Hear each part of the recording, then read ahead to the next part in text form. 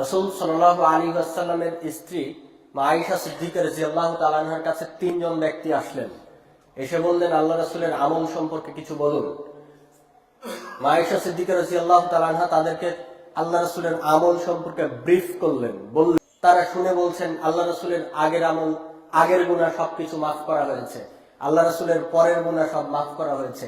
আল্লাহ রাসূল এত অল্প আমল করে, আমরা এই অল্প আমল করলে কি হবে? না, আমাদের এত অল্প আমল করলে হবে না। আমাদের কি করতে হবে? তিনজনের মধ্যে একজন বলল, আমি কখনো বিয়ে করব না। আরেকজন বলল, আমি কি করব না, সারা রাত তাহাজ্জুদ অর্থাৎ নফল সালাত আদায় করব, রাতে কখনো ঘুমাবো না। আরেকজন বলল, আমি দিনে কখনো খাবো না, আমি সব সময় সারা বছর সিয়াম পালন করব। এভাবে তিনজন তিনটা সংকল্প করছে। ভালো না খারাপ? ভালো। ভালো ভালো কাজ করলে কি কখনো পাপ হয়? ভালো কাজ করলে কেউ জাহান্নামে যায়? যায় না তো।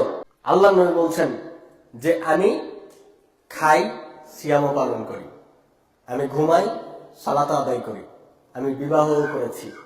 শুনে রাখো, যে ব্যক্তি আমার সুন্নাতকে প্রত্যাখ্যান করবে, ওই ব্যক্তি কোশ্চিন কালেও কি হবে না?